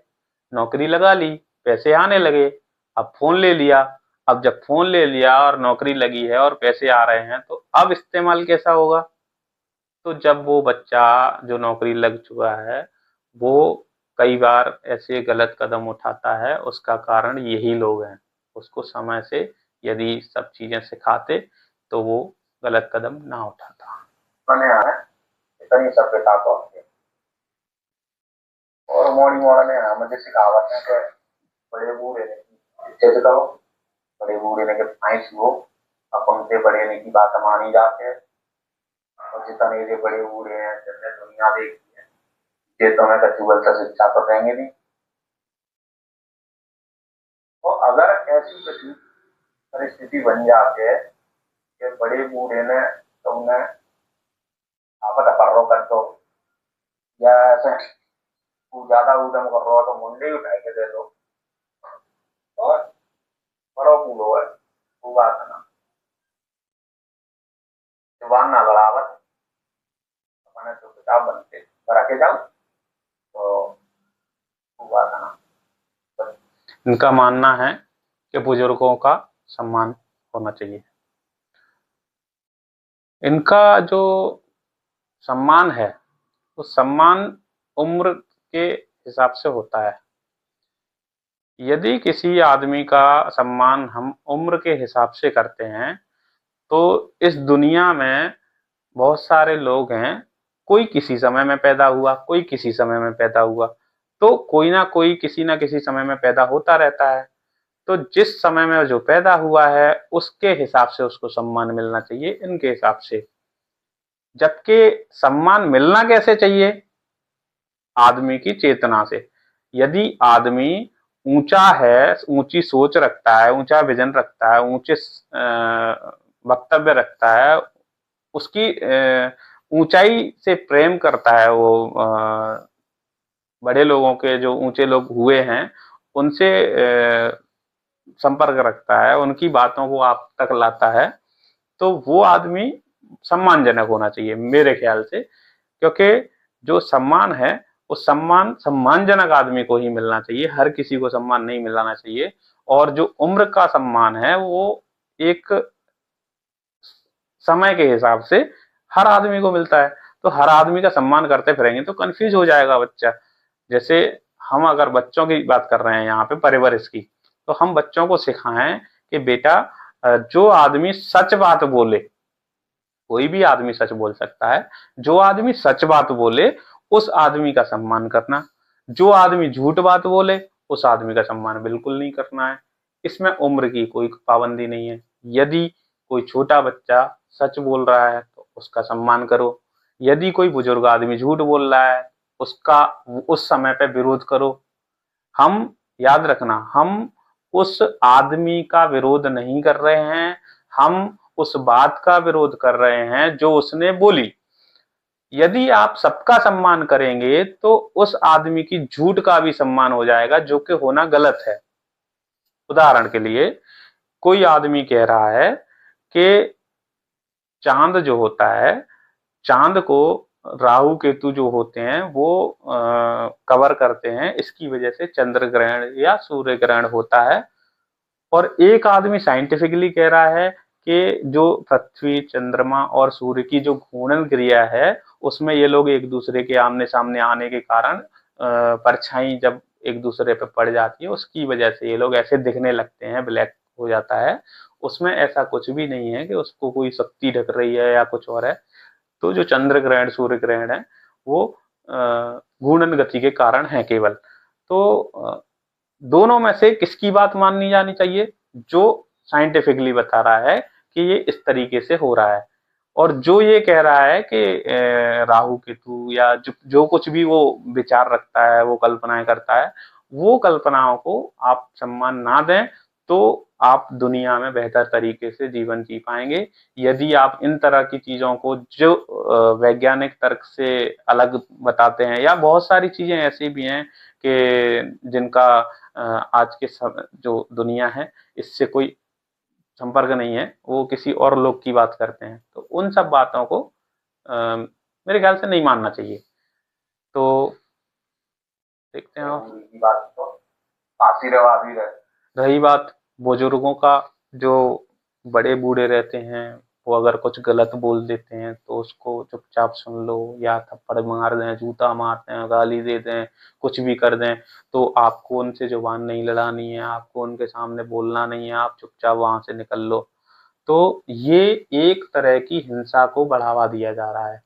कोई बड़ा बूढ़ा या कोई भी बुजुर्ग आदमी इतना सम्मानजनक आदमी होकर अगर उसके अंदर इतनी मेंटेलिटी उसकी गिरी हुई है कि वो आपके ऊपर हाथ उठा रहा है, गाली बक रहा है, कुछ भी कर रहा है, फिर भी आप उसका सम्मान करो, तो ये कोई समझदारी वाली बात नहीं हुई। उस आदमी को उसी समय तत्काल विरोध मिलना चाहिए, और भी जो लोग यदि वहां पर हैं सबसे, कि आप यदि सम्मानजनक हो तो आप अगर समझदार हो तो आपकी बात में दम होना चाहिए। आप किसी बच्चे को समझा रहे हो, आपकी बात में दम होना चाहिए कि मेरा बच्चा, अगर मैं सच बोल रहा हूं तो उसको समझ में आएगा। अगर समझ में नहीं आ रहा है तो उसके तरीके होते हैं बहुत सारे जिस तरीके से उसको समझाया जा सकता है। आप उसको हिंसा का इस्तेमाल कर रहे हो उसके लिए, तो ये चीज आपके लिए सम्मानजनक नहीं रही, है ना? तो मेरे ख्याल से सम्मान सिर्फ सच का होना चाहिए। जो भी झूठ बोलता है उसको उसी समय विरोध मिलना चाहिए। ये लोगों को बुरा होना चाहिए। तो ऐसा करके मोड़ी मोड़ा। हाँ, ये लोग कहते हैं कि बच्चा जो है बुजुर्ग बच्चों का बुरा नहीं चाहते हैं। बुरा चाहते नहीं हो आप, दिख रहा है कितना बुरा नहीं चाहते हो। आप बच्चियों को गुलाम बना रहे हो, बच्चों को मजदूर बना रहे हो, है ना? आप बुरा नहीं चाहते हो। और जब बुरा नहीं चाहते हो तो ये समाज इतना बुरा कैसे लग रहा है फिर आपको? आप अगर चाहते हो बच्चों का भला तो बच्चों को ऊंचाई दो ना। बच्चों को गुलाम क्यों बना रहे हो? बच्चों को नौकर क्यों बना रहे हो? मजदूर क्यों बना रहे हो? ऊंचाई देने के लिए बच्चों को ऊंची संगति देना पड़ेगी, क्योंकि आप खुद कभी ऊंची संगतियों में नहीं रहे हो, तो आपको पता नहीं है ऊंची संगति क्या होती है। और ऊंची संगतियों से आप इतना डरते हो कि आपको लगता है कि बच्चा बिगड़ जाएगा यदि हमने इसको ऊंची संगति दे दी। माने कि इनका जो अपना उद्देश्य है वो पूरा नहीं होगा, बच्चे को नौकर बनाने वाला। इनकी हार्दिक इच्छा रहती है कि बच्चा पैसे कमाए और पैसे कमा के इनकी सेवा करे और इन्हीं में लगा रहे जिंदगी भर। जबकि हम बच्चा पैदा करते हैं तो होना ये चाहिए कि हम एक बच्चा एक ऐसा बेहतर इंसान बना दें जो इस दुनिया में कुछ ऐसा करके दिखाए जो आज तक के लोगों में से किसी ने ना किया हो, है ना? लेकिन ऐसा होता नहीं है, फिर भी हमारी कोशिश ये होनी चाहिए। अब जब हम कोई से अगर के जाते हैं, जब उम्र ढलूट है, मोनी मोड़ा है गई, नाती पंथी है गई, अब देने के नाती पंथी, अब जब मोड़ा है वो मोड़ा के ब्याह है वो तो फिर हो गया मोनी मोड़ा बनते हैं। तो अपने बहू के नाती पंथी है अपने, तो ऐसे करके अपना परिवार चलते रहते हो आगे, वंश बढ़ते रहते हो। जगह आवत है, भाषा आवत है, यानी कि पूछी ने मैं अपन नाम लिखवावत है, तो वहां में नाम लिख वो जो मोड़ी मोड़ा बहुत आपको नाम लिख वो मोड़ा हो या वो आइए बबुआ आइए, तो जाको नाम लिख दे वो नौकरी लगी है तो वो नाम लिख दे वो जगह महाराज पैसा लिखते हैं और बात पैसा लिखो तो कान अपनो पैसा लिखवावत है फिर तो वो तो पुराने टाइम से लिख रहे हैं, तो वहां में कब कब कौन ने कितने रुपया दे ढूंढ लिए, तो हम अपने हैसियत के हिसाब से कितना रुपया देते हैं ताकि कल को हमारी पीढ़ी को आगे देख है, तो यूँ कह के हाँ फलाने बाबा ने अच्छे रुपया दे थे तो टाइम से, तो पैसा देते रहना चाहिए जिन्हें देना चाहिए पैसा।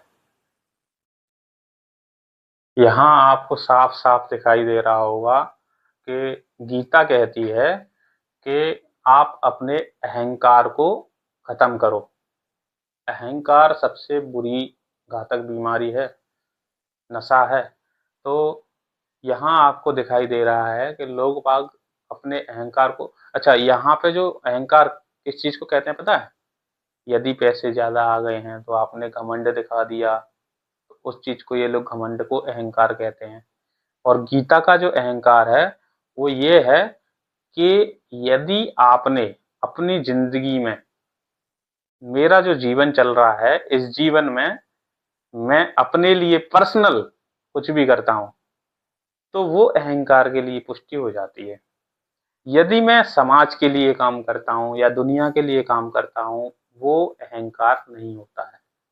तो जो अहंकार को पुष्टि देने वाली बातें हैं, माने कि समाज में इज्जत, जो इज्जत है वो अहंकार की है। तो ये जो अहंकार को दिलवाते हैं इज्जत, वो इज्जत किस किस तरीके से दिलवा रहे हैं देख रहे हैं आप? एक तो बच्चे के शादी में दहेज, है ना, और ये जो नाम लिखवाना, जगह और भाट की पोथी में नाम लिखवाना और लंबे समय तक चलना, ये सबसे बड़ा कारण है इज्जत का। तो ये चीजें मेरे ख्याल से बैन होनी चाहिए। बैन तो नहीं होनी चाहिए, आप अपनी मर्जी से लिखवाना बंद कर सकते हैं, बैन की जरूरत नहीं है। समझदार लोग बंद कर देंगे, बाकी जो समझदार नहीं भी हैं, जिनको चलाना है तो वो चला सकते हैं, ऐसी कोई समस्या नहीं है। तो जिस तो रही हमारी मोड़ी मोड़ने की पाले भी कहानी,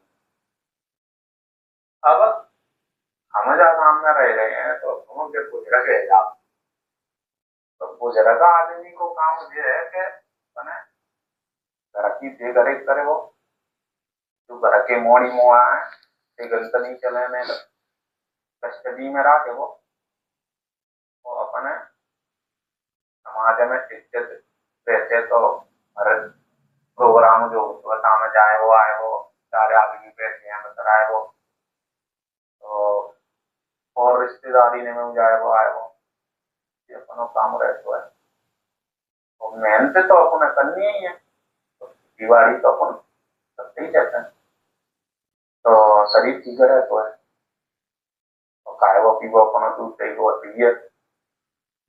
अब जब बूढ़े रह रहे हैं तो हमें, इनका मानना है कि ये लोग खेती बाड़ी करते हैं तो इनका शरीर सही रहता है। मैं बता दूं आपको, रियलिटी ये नहीं है। हाँ, मेहनत करते हैं जिसकी वजह से शरीर इनका जो आपका कोलेस्ट्रॉल वगैरह है नहीं बढ़ता है, शुगर नहीं बढ़ती है, बीपी नॉर्मल रहता है, तो उसकी वजह से शरीर में बीमारियां नहीं रहती हैं। लेकिन इन्होंने इतनी मेहनत की हुई होती है, और इनकी जो मेहनत है वो सिर्फ एक तरीके की मेहनत होने के कारण इनके बहुत सारे अंग जो होते हैं वो खराब हो जाते हैं। और खराब अंग होने के कारण बुढ़ापे में इन लोगों को कभी कभी लाठी लेके चलना पड़ता है, कभी कभी जब ये बूढ़ा ज़्यादा उम्र हो जाती है तो खटिया पे लेटे रहते हैं और लेटे-लेटे फिर इनकी अंतिम यात्रा निकलती है। तो फ़िटनेस पे इन लोगों का ध्यान नहीं रहता है। फ़िटनेस माने कि जो हमारे शरीर के सारे अंगों को जिस चीज़ की ज़रूरत है, व्यायाम की ज़रूरत है या जिम की ज़रूरत है या जिस चीज़ की भी ज़रूरत है, उस चीज़ पे फ़ोकस बिल्कुल नहीं रहता है। ये लोग मानते हैं कि जो मेहनत है, उससे शरीर सही रहता है। तो मज़दूरी से शरीर सही नहीं रहता है, मज़दूरी से केवल स्वास्थ्य की उस समय सही रहता है जिस समय आप लोग मेहनत कर रहे होते हैं, जब मेहनत खत्म हो जाती है तो फिर आपका शरीर खराब होने लगता है। तो इसलिए मेरे ख्याल से डॉक्टरों से सलाह लेते रहना चाहिए और आप यदि योगा और व्यायाम कर सकते हैं, तो आप अच्छे-अच्छे व्यायाम करिए तो जिससे आपका शरीर लंबे समय तक बुढ़ापे में भी आपको समस्या नहीं देगा। इस तरह नहीं रहना। ये सब कई आदमी ऐसे होते हैं जो रामेश्वरम में जाते हैं, कछु द्वारका जाते हैं, कछु जगन्नाथपुरी जाते हैं, कछु उत्तराखंड में जाते हैं। तो हमारे जनते तो 4 धाम की यात्रा करते हैं ज्यादातर। तो नहीं तो अपने तो सूरों है गई, गया है गई, मथुरा वृंदावन है गए, ये जगह पे अपन घूमने आवत है। ये लोग क्या करते हैं कि जब उम्र ज़्यादा हो जाती है तो जाते हैं और घूम के आते हैं, तो अच्छी बात है, घूमना चाहिए। और इसको ये लोग धार्मिक सरोकार मानते हैं कि हम लोग भगवान से मिलने जा रहे हैं, अब उम्र हो गई है, अब हम लोग जाएँ भगवान से मिल के आएँ, पूरी उम्र हमने भगवान से दूरी रखी है इसलिए अब हम मिलने जा रहे हैं। तो मैं आपको बता दूँ, ये जो धर्म में हमारे जो जितना भी धर्म साहित्य है, उसमें आपको जो बातें बताई गई हैं, वो आपको बेहतर बनाने के लिए बताई गई हैं। कोई भी बात ऐसी नहीं है कि आपको किसी दूसरे लोक में एक गद्दी दिला देगी। ये सिर्फ़ आपको यहीं बेहतर बनाने के लिए की गई हैं और आपकी यदि ज़िंदगी बेहतर हो जाती है, तो वो सार्थक हो जाते हैं सारे के सारे धर्म ग्रंथ, है ना? तो जो यहाँ हम लोग जाते हैं घूमने के लिए, तो वहाँ जब जाएँ, तो कृपया कचरा ना फैलाएँ पहली बात। बहुत सारे क्योंकि जो रीति-रिवाज हैं उनमें नदियों का बहुत ज़्यादा गंदगी फैलती नदियों में या तीर्थ स्थलों पे आप जाते हो तो वहाँ बहुत कचरा पन्नी वगैरह सब हो जाता है, तो कृपया इस चीज़ का ध्यान रखें। आप जब जाएँ तो जाके देख के आएँ कि होता क्या है यहाँ पर। आपको जो ये तीर्थ यात्रा करने की जो सलाह दी जाती थी, वो इसके लिए दी जाती थी कि आप एक जगह के बंध के ना रह जाएँ। जब आप बाहर जाते हैं तो बाहर जाके आपको तरह-तरह के लोग मिलते हैं, तरह-तरह की प्रकृति देखने को मिलती है और जब बाहर जाके आप देख के आते हो दूसरे लोगों को किस-किस तरह से रहते हैं और जब आप पूरा हिंदुस्तान घूम लेते हो, चारों तीर्थ यात्रा कर लेते हो, तो आपको समझ में आता है कि आप जिस तरीके से रह रहे हो, वो तरीका उन जिस तरीके से जो सब लोग रह रहे हैं, उन तरीकों से मैच नहीं कर रहा है। और यदि आपका जो तरीका उन लोगों से मैच नहीं कर रहा है, तो आप उसको अ, ठीक से मैच करवाइए क्योंकि बाहर की जो दुनिया है, वो यदि आप उसके साथ चलेंगे, तो आपका विकास निरंतर रहेगा और यदि आपने उससे संपर्क नहीं रखा और आप पीछे होते जाएँगे और पीछे होने के कारण आपके यहाँ पे हो सकता है दूसरे जो लोग आगे बढ़ रहे हैं, वो आपको गुलाम बनाएँ या आपके ऊपर राज करें या कुछ भी उम, दुष्परिणाम हो सकते हैं। तो कृपया जो अपना तीर्थ है, इस तीर्थ को हो सके तो समय से बच्चों को देश घुमाएँ। अगर नई उम्र में यदि बच्चा 12th के बाद घूमता है, तो उसको जीवन में बहुत अच्छा अनुभव रहेगा और उसके लिए बेहतर होगा। रास्ते में तो अपन बुढ़ापू के साथ भक्ति में चले जाते हो। अब जब बूढ़े हो जाते हैं तो अपन मोड़ी मोड़ा सेवा करते हैं, तो एंड में जाके आई आखिरी में तो आदमी है मन में ये गया। तो जब मत को आदमी तो बाकी जगत की बड़ी इच्छा जो रहते हैं कि बाप को जो खानदानों वो बाकी यहाँ देने के सामने तो ज्यादातर ब्याह हम लगत ही करते हैं काफी जल्दी आए सके आदमी दूर ज्यादा खींचना रहते तो ज्यादा दूर जाता ना लगते में क्या करे कि अपने से करने चाहे मोड़ी हो चाहे मोड़ा हो टेम से बुलाए सके तो खूब बाई चांस अगर नौकरी तो करेगा मोड़ा है तो उन्हें के ज्यादा दूर अगर फंसो तो कम से कम वो दाग भागा में नहीं आ पावे तो तेरह ही नो तो आ जाते तो तेरह में आप जो है तो हमारे तेरह को सिस्टम बहुत अच्छा है शायद खूब आदमी से जिंदगी जो चीज तो है तो चार आदमी में इज्जत बनाए गए चीज तो चार आदमी में इज्जत बनाए गए चीज वह आदमी की अगर मौके जाए तो बाकी आदमी जो है वो आदमी जो है वो तो फिर बिना रोटी पानी कमानी करेगी और हमारा ऐसा माने वो है कि ये आदमी मरो ज्यादा से ज्यादा अगर आदमी नहीं जुड़ पाओ तो फिर बाकी इज्जत जितनी नहीं मानी जाएगी तो फिर हम अच्छो हैसियत के हिसाब से तो बस तेरह ही तो तेरह ही में बढ़िया अपने सकते हैं तुम तो सात गांव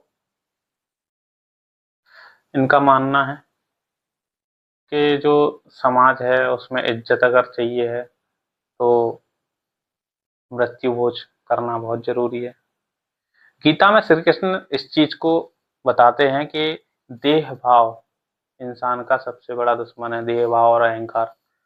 तो अहंकार देह का होता है और देह जो होती है, देह से संबंधित जो जो लोग होते हैं संपर्क में आने वाले, उनसे जो देह वाले रिश्ते रहते हैं वो सब अहंकार के रिश्ते होते हैं।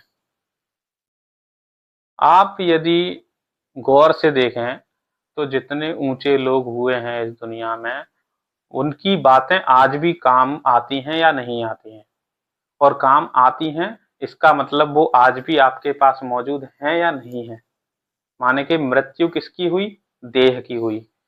यदि देह की मृत्यु को आप अपनी मृत्यु मानते हैं तो आप ये सब करेंगे, और आप यदि ये मानते हैं कि ये जो देह है ये सिर्फ पशु पैदा हुई थी, अब मैं इंसान बन गया हूं और ये जो देह है वो एक दिन खत्म हो जानी है, तो मैं कुछ ऐसा करूं जो लोगों के काम आए, मैं दुनिया के काम आऊं, और मेरा शरीर एक दिन मेरे से छीन भी लिया जाए तो मुझे फर्क नहीं पड़ता, मुझे जो करना है वो मैं कर चुका। तो आपको फिर ये सब करने की जरूरत नहीं पड़ेगी, आपको लोग अपने दिलों में जिंदा रखेंगे और लोगों के साथ आप जुड़े रहेंगे। और ये सिर्फ एक जीवन रहता है इंसान का, इसमें आप यदि ये बात समझ लें तो बहुत ज़रूरी चीज़ है। और जो लोग ये चीज़ करते हैं कि उनको दुनिया के लिए बहुत कुछ छोड़ के जाना है, वो कभी मरते नहीं हैं, उनका सिर्फ शरीर मरता है, उनकी बातें, उनके जो काम हैं वो हमें आज भी महसूस होते हैं। जैसे कि हमें यदि आज़ादी मिली है तो आज़ादी में कितने स्वतंत्रता सेनानी थे जो अपने शरीर की उन्होंने चिंता नहीं करी और उन्होंने अपनी जान दे दी, तो आज हम सांस ले पा रहे हैं उनकी वजह से खुले आसमान के नीचे। तो आज भी हम उनको याद कर रहे हैं। ये आदमी यदि मर जाएगा तो इस आदमी के जो चार लोग जो इनकी जिनकी ये बात कर रहा है खाना की देने की, वो आएंगे, खाएंगे और नमक कम ज़्यादा मिर्ची ये बता के और भग जाएंगे और दूसरे दिन से भूल जाएंगे। ज़्यादा से ज़्यादा साल 2 साल चर्चा होगी कि ये आदमी था जिसने इस तरीके का खाना खिलवाया था, उसके बाद से फिर कोई अगला आदमी आएगा जो इससे ज़्यादा खिलवा देगा, तो ये आदमी भुला दिया जाएगा। इसलिए हम लोग जो ये सब कर रहे हैं ये सब बंद होना चाहिए, और इससे कुछ नहीं होता है। क्यों आप किसी का बर्डन डाल रहे हैं किसी के ऊपर? यदि कोई आदमी जैसे मरता भी है तो खासकर ज़्यादातर जो किसान आदमी रहते हैं वो बुढ़ापे में बीमारियों से जब खटिया पे डले डले रहते हैं तो थोड़ा सा ऐसे ही रहता है। तो इलाज करवाने में जो उसके बच्चे रहते हैं उसके पैसे बहुत खर्च होते हैं। जब खर्चा ज़्यादा हो जाता है और जब उसका जो बुजुर्ग है वो भी देहांत हो गया तो उस पे भार आ जाता है ज़्यादा पैसे खर्च करने का। तो एक तो उसने पहले से इलाज में पैसा लगा दिया और दूसरा आपने उससे फिर ये मृत्यु भोज रखवा लिया। तो ये चीज़ें मेरे ख्याल से बंद होनी चाहिए। इसमें समाज को सोचना चाहिए, लोगों को सोचना चाहिए कि ये सही नहीं है। और फिर ताकत ऐसी है कि जो एक गांव की कंधे को अपने अपने और रिश्तेदार ने बुलाए तो है और कुछ आते गांव की गली के बुला दो तो है बच्चे दुआ मन कर देते पूरे अपने धारा की। तो ऐसा करके अपन बताओ अपने खास रही बात है मॉर्निंग मोड़ने के ब्याह की। तो मॉर्निंग मोड़ने के ब्याह हम ऐसे करते हैं कि हमारी जाति बिरादरी को कोई छू जाते ऐसी रहते हैं जिनमें हम ब्याह ना करते मोड़ी देता केवल मोड़ा ना देता मोड़ा की मतलब बहू ना देता और मोड़ा की बहू लेता काम मोड़ी ने ना करता मामा के ना करता। तो ऐसे अपन जाति देख के समझ के आपस में वो कर लेते। तो ब्याह का जो तरीका है कि जब मोड़ी बाव तो रिश्तेदारी से घूमे तो गाँव में तो हमारे जातो है तू भी चौमिया लेके आ जातो है। तो वह बतौर बच जातो है कि ये आदमी कितनी ऐसी है देखो सही हिसाब से वो अपनो आवत तो पहले ही बतो पारे के क्योंकि मोड़ी बाय वो कांटे में डरो इतना के कांटा होंगे तो चारों लंगर की खबरें लेके तब फिर मोड़ा के जहाँ पहुंचते और बिचौंती तो रहती है बिचौंती से वो बताए थे तो बाकी और ले बताए हुए रहते हैं तो अपना पतो कर लेते हैं कि जाति कैसी क्या रहती है तो सारे सावत से अपन बातचीत करते हैं। तो मोड़ी बाव जब आवत शादी का तरीका यही है कि कोई एक आदमी आता है सामने से और इनका पूरा बायोडाटा उसके पास रहता है और शादियाँ इसी हिसाब से मेल मिलाप होते हैं एक दूसरे से। हुआ और मोड़ा आवाज से बातचीत हुआ तो बैठ जैसे जाने बात करते हैं और बात करके और बातचीत कर लेते हैं कि कितने रुपया लेने देने हैं और कितनी सामान की बात है कैसे का व्यवस्था रहेगी जिससे बातचीत अपन बैठा देते हैं। अब बात रह जाते हैं मोड़ी की। तो पहले तो ऐसा हो तो कि मोड़ी ने पसंद कर भी की कोई ऐसी समस्या होती नहीं यही काम नाम दे के देते ताकि और प्यार कर देते। अब आज कल नहीं मोड़ा आ गए तो दे दिया कि मैं पसंद की तरह चाहते हैं तो मोड़ी से कमाई देते हैं और मोड़ी अगर पसंद है जाते हैं तो मोड़ी को भी आओ सबको करते हैं। फिर जब ब्याह हो तो है तो उससे जने अपने मिल के काज में बटावत है क्योंकि एक आदमी को तो काम हो तो ना में ब्याह में पहले दिन आते रहते और लास्ट दिन तक कई तरह के काम होते हैं। तो हम अपने भी आवे जब करते हैं तो ताकि घर में भी आओ ना हम सामने बैठवाई देते हैं। तो अगर बाकी घर में भी आओ है तो हम बाकी सामने बैठवाई देते हैं कैसे आपस में क्योंकि ज्यादा जब हीरो होते हैं तब ज्यादा आदमी की और ज्यादा आदमी तो करने लगता है। तो ऐसा करके अपना ब्याह निपटावत है। इनकी शादी का जो सिस्टम है वो आपने समझ ही लिया होगा कि लड़का लड़की को देखने की एक रस्म होती है। तो देख के पसंद करके उसके बाद फिर शादी करते हैं और इनकी एक स्पेशल जातियों में शादियाँ होती हैं। तो ये जो तरीका है शादियों का, ये तरीका आपको एक गुलाम वर्सेस एक जॉब करने वाला लड़का की होती है ना? ज़्यादातर केस में। या कई बार ऐसा भी होता है कि लड़का भी कोई काम नहीं कर रहा है और लड़की भी कोई काम नहीं कर लड़की तो खासकर काम करती नहीं है।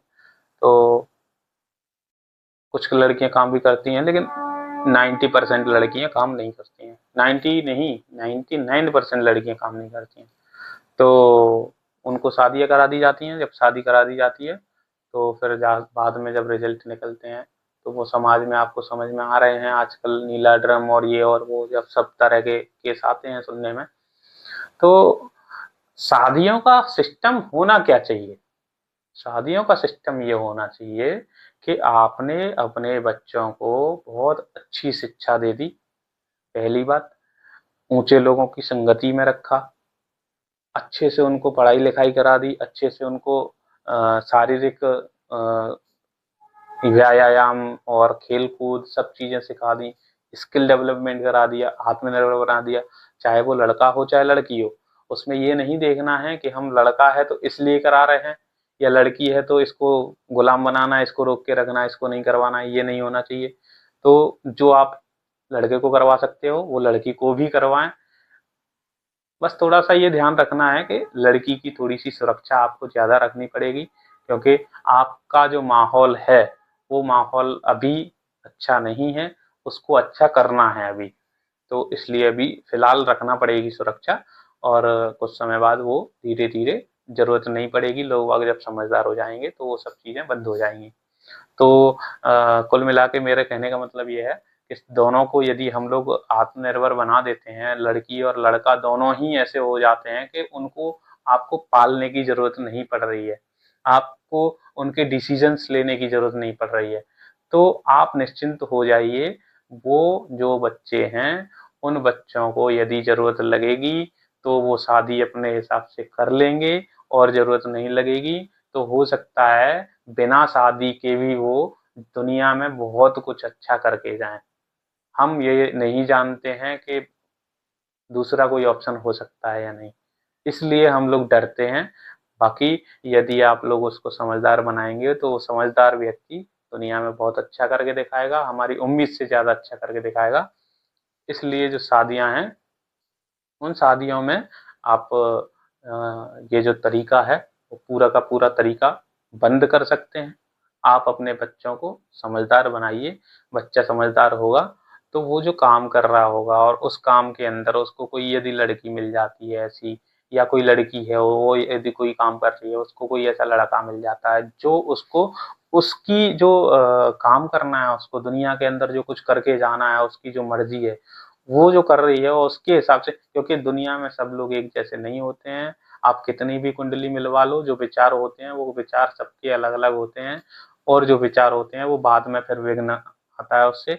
इसलिए जो एक दूसरे के जो विचार हैं आपस में जब मेल खा जाएंगे, सब लोग वो दोनों जो आपस में देख लेंगे कि हाँ मेरा जो पार्टनर है, मुझे इसके साथ जिंदगी बितानी है, ये मेरे काम में मेरी सहायता कर सकता है, मुझे इसी की तलाश थी, तो वो चाहेगा तो शादी भी कर लेगा।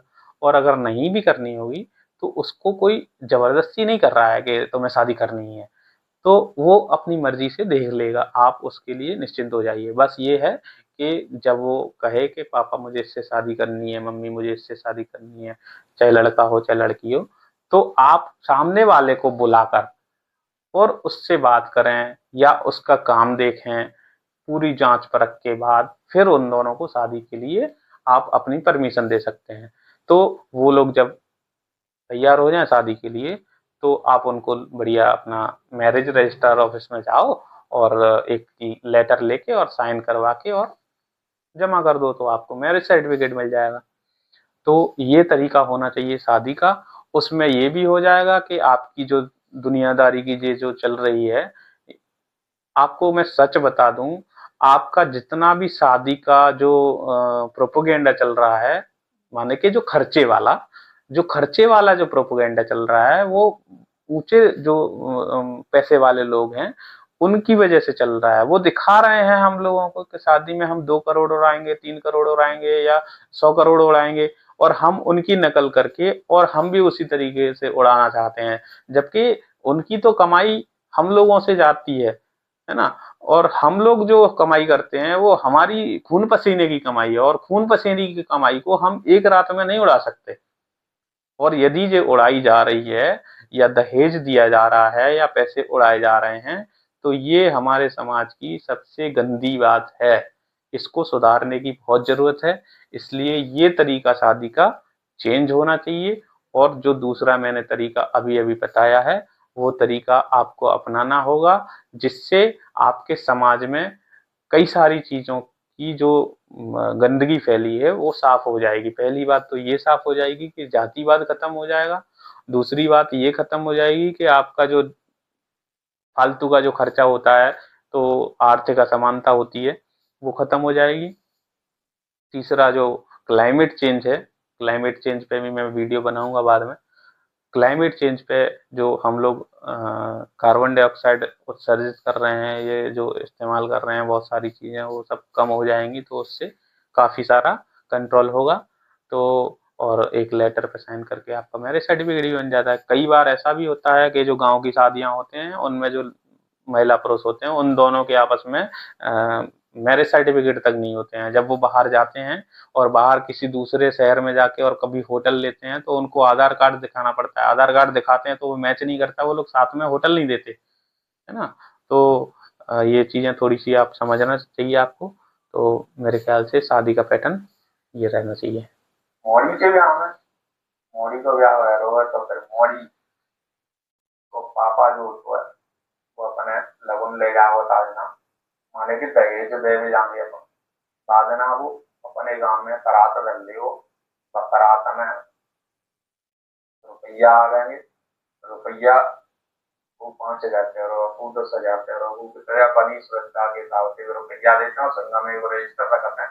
कागज लिखते जाते हैं कि जाने इतनी दे, जाने इतनी दे, फलाने की इतनी आई, लिख गए।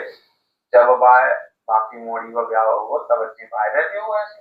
तो ऐसे अपनों आज सब जात हुआ वहां पर इतनी ज्यादा परेशानी ना पड़ती। तब इतने रुपया इकट्ठा हो जाता तो बाकी पैया लगे जाते हो यहाँ और अपने ब्याह में बचे जाते। लड़की वाला जो होता है वो अपनी लड़की के शादी से पहले एक रस्म रखता है जिसमें सब लोग पैसे इकट्ठे करते हैं। तो ये एक तरीका है उसकी शादी को थोड़ा खर्चा झेलने के लिए बनाने का। बाकी मेरे ख्याल से शादियों को बिना खर्चे का भी किया जा सकता है। ऐसा करके अपन मोड़ी मोड़ी की जाने बचा ली। और बोली गांव में जनी मानस ने कत्ते बाहर नाने करेंगे। तू अगर नौकरी बाई है तो बात अलग है, नहीं तो वैसे अपन कत्ते बाहर नाने करेंगे। जनी मानस को कत्ते बाहर नहीं कर वो ठीक है ना। वैसे ही आजकल तो बहुत केस सुनने में मिल रहे हैं। गूगल के संग बज रही है, वो कछु कर रहे हैं, वो कछु कर रहे हैं, बाहर जाके अपने कछु नहीं तो वहाँ बोला कर रही है। तो अपन पर्दा में क्या करते हैं, पर्दा करे वो बड़े बूढ़े को सम्मान होता है।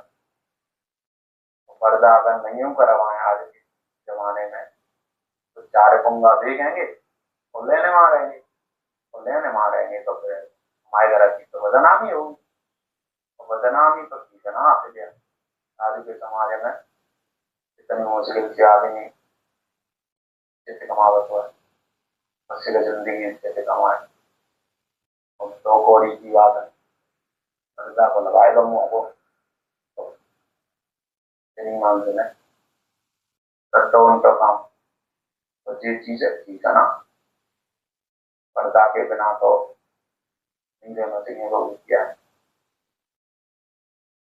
तो समाज इन्होंने पर्दा प्रथा को लेकर इतना सब कुछ बताया जो आपको समझ में आया होगा। क्या ये पर्दा प्रथा रहना चाहिए? मैं पूछता हूँ, यदि कोई समझदार महिला या समझदार पुरुष है तो उसको आजादी से जीने का अधिकार क्यों नहीं है? क्या दिक्कत है कि हम यदि किसी इंसान को इंसान समझे, ना कि उसका शरीर देख के उसको महिला या पुरुष समझे? यदि कोई इंसान एक इंसान जा रहा है कुछ काम करने के लिए और दूसरा इंसान जा रहा है कुछ काम करने के लिए, उन दोनों में सिर्फ इतना अंतर है कि वो महिला है और वो पुरुष है, तो एक को आज़ादी से आप जाने दे सकते हो और दूसरा जो आज़ादी से जाएगा तो आप रेस्ट्रिक्शन लगाओगे, आप उसको तरपाल से ढक के भेजोगे। तो ये क्यों होना चाहिए? ठीक है, किसी समय में कुछ परेशानियाँ थीं, उस समय में हमने वो सब किया, वो चल गया। अब आज की डेट में यदि ऐसा कुछ नहीं है कि आपको कोई समस्या हो रही है उससे, तो ऐसा क्यों किया जा रहा है कि एक इंसान को दूसरे इंसान से कमतर या ज़्यादातर आँका जा रहा है। एक तो आपने पैसे को लेके असमानता फैला दी, दूसरी आपने जातियों को लेकर असमानता फैला दी, तीसरी आपने महिला-पुरुष को लेके असमानता फैला दी। क्यों इतनी असमानताएँ फैला रहे हैं?